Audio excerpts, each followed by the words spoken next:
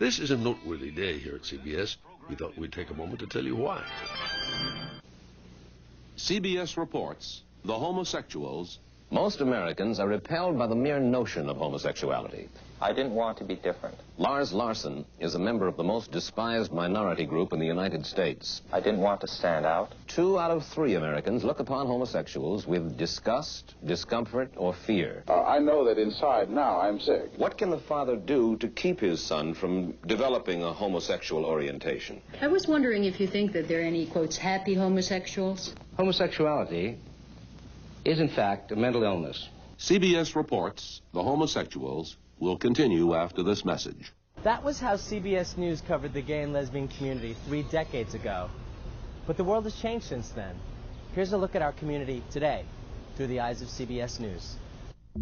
The country was outraged to hear of a heinous hate crime. A college student severely beaten and left to die because he was gay. One of them yelled, "Goddamn faggot." Come on, faggot. You want to fight, faggot? Come on, come get it. I remember fists, feet, elbows. Witnesses say an alleged gunman pulled a 9mm pistol from his trench coat and began shooting. Gay and lesbian people are still easy targets. And there's no one willing to say you cannot do that to these people. Civil rights! Civil rights! Civil rights!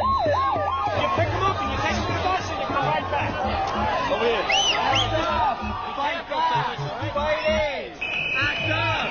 Fight back! Fight AIDS! A woman who first made headlines as an Army nurse is now one of 4 openly gay women running for Congress. The late San Francisco City Councilman Harvey Milk became the first openly gay elected official in U.S. history. That I will well and faithfully. That I will well. James Hormel, the new U.S. ambassador to Luxembourg, is the first openly gay ambassador to ever represent the United States. So help me God. Congratulations. There is one prominent area of American life that nearly wholeheartedly embraces the gay lifestyle. That's the entertainment business, especially television. Kick ass. I think I love you. Carol Burnett. Right. I don't mean to deflate you, but who's this addressed to? Unfortunately, it's addressed to Mason Lane. I'm Katie Lang. From England, Sir Ian McKellen. What would bug the Taliban more than seeing a gay woman in a suit surrounded by Jews? Are you gay? I don't characterize myself sexually. I wouldn't like to do that. Thousands of gays and lesbians were celebrating today the culmination of Gay Pride Week.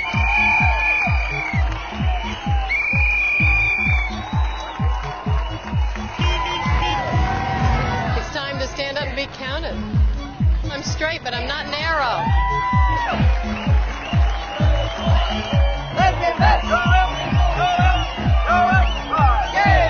She has 2 moms who are lesbians, just like Mariah has 2 moms, me and Terry. Our lifestyle is not a style, it's our life. Yeah, I feel like that in the morning, too. It's not something we can change, it's who we are. CBS News has the experience and resources to stay tuned in to the gay and lesbian community. Here's a look at 3 stories making headlines.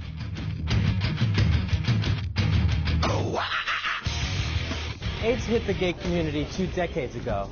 Now, after 20 years of practicing safer sex, there's an alarming new trend developing among young gay men. Bobby Harley has our report. Glenn Falk doesn't want others to make the same mistake he did. Today, there is just this general assumption that if you look great and you're having a great time and you're at a big party, then why bother?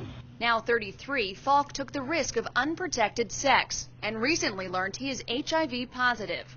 People are tired of having safe sex. There's no question about that. You know, I'm one of those people too, even though I know better. Despite 2 decades of AIDS awareness, recent studies suggest more gay and bisexual men are now having unprotected sex than are practicing safe sex. At the Centers for Disease Control, this new complacency is worrisome. We're seeing in some populations the same levels of new infection that we saw at the beginning of this epidemic. 40,000 Americans are infected with HIV every year. Also alarming is that 1/3 of Americans with HIV don't even know they have it. They're simply not getting tested in time and learning they have the virus only when they're sick. While a new generation of drugs can prolong life for HIV and AIDS patients, there is still no cure. The drugs does not mean that it's a sex holiday to go out there and have unsafe sex. Falk's new health worry may also become America's, a new epidemic of the virus that causes AIDS.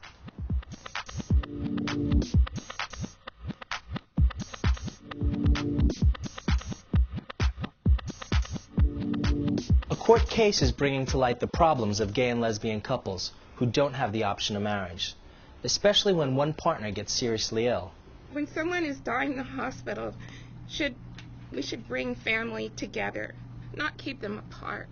A mother's plea after her son died, she says, alone in the emergency room. It comes after her son, Robert Daniel, was rushed to the hospital with a serious illness. His partner, Bill Flanagan, was right there by his side. The two had made each other a sacred promise to always be near in sickness and in health. So imagine what happened when hospital officials told Bill he could not be by his dying partner's side in the emergency room.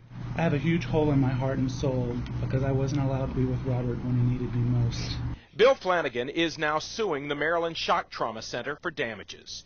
It's not a surprising story to Kathleen DeBold and Barbara Johnson, together now for more than 20 years. They had a similar experience when Barbara was rushed to the ER after becoming ill. Barbara was saying, "No, don't go. I want her to stay." And he said, "Only family can be here." More and more often, gays and lesbians across the country are telling the same story. Hospitals are denying access to life partners in the emergency room. Bill Flanagan even had what's called a written power of attorney. It should have allowed him to see his dying partner and make medical decisions on his behalf, but it didn't.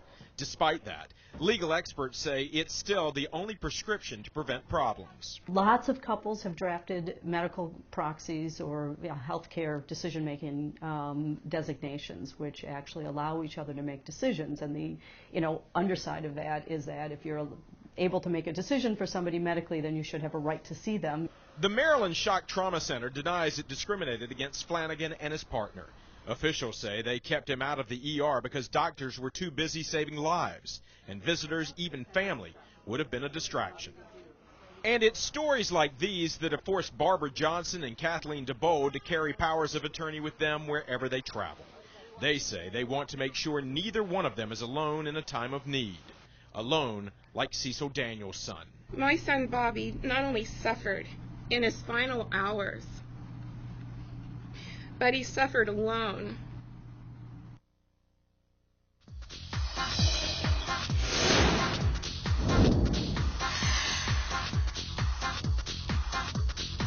Many gay men are passionate about fitness and sports, but it's not just about going to the gym. They're now embracing all sports, for instance, wrestling. They hold, they flip, they slam, and they show affection. It's wrestling with a different type of pin intended. Men gathering once a month at a New York City club to wrestle, and it's not just about scoring points. This is still a sex club. Men are traveling from across the country to grapple in the dimly lit rooms of this lower Manhattan club. It's become yet another scene, and its popularity is spreading across country. Wrestling is becoming somewhat mainstream in the gay community, an element of gay social life. It's the same type of thing. You find somebody you think is hot and you ask him what type of fighting is he into, and if you're in the same thing, then you're a match and you go for it. For a year now, once a month, dozens of men gather at Brawlers Fight Club. There's even the occasional all-out bare-knuckle fight, despite a law banning the practice.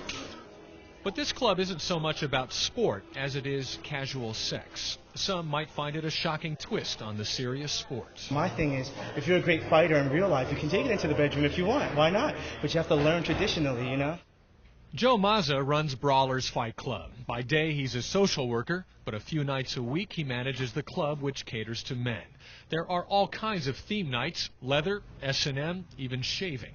So some say this kind of gay wrestling was a natural fit. Jim Provenzano is a writer for gaysports.com and author of Pins, a fictional coming-of-age story about a gay boy who wrestles. He says the erotic nature of the sport is why gay men find it attractive. Since the Greek and Roman eras, they wrestled naked, and that's the way athletics developed. But only in the last 100 years has freestyle and amateur wrestling really become an Olympic-level sport. But it still has a big gay fan base, I'd say. But there's a lot of, it's the visual spectacle of two male bodies, or coming together. And the interest in wrestling isn't confined to the mats of a dark club. It is still a real sport for many gay men. I was getting a lot of people that would come in and wrestle, and then once the guys from Metro would come in after their meet, then they would like kind of just take over things. He's talking about the Metro Wrestling Alliance, one of New York's growing gay wrestling clubs. Michael Abraham joined this club not for sex, but for sport. I love to exercise. I'm a very competitive person. So it's very good. It's excellent for me. This club runs drills and has trainers to instruct on proper technique. Sex is kept off the mat at practice. So the choice for many is sport or casual sex. That's why Jim Provenzano says gay men need to grow emotionally in the world of sports. I think a lot of gay men are still getting over the idea of physical contact as a non-sexual thing. But there are still guys who use it as a means to meet and express themselves. But the choice for many is simple. It's the ultimate in male bonding. There's nothing like breaking a sweat with a hot guy. The Metro Wrestling Alliance is hoping to compete in the Gay Games in Sydney later this year. If you'd like more information, go to metrowrestling.org. 3 compelling stories. Like Showtime, there are no limits to what we can bring to a new gay and lesbian audience. Our worldwide resources are on call 24/7. Now, here's more of what to expect from CBS News.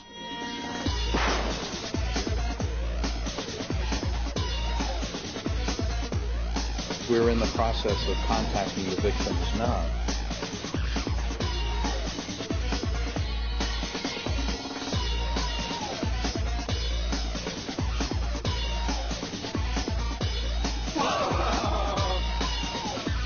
If we strive together, God's going to bless us.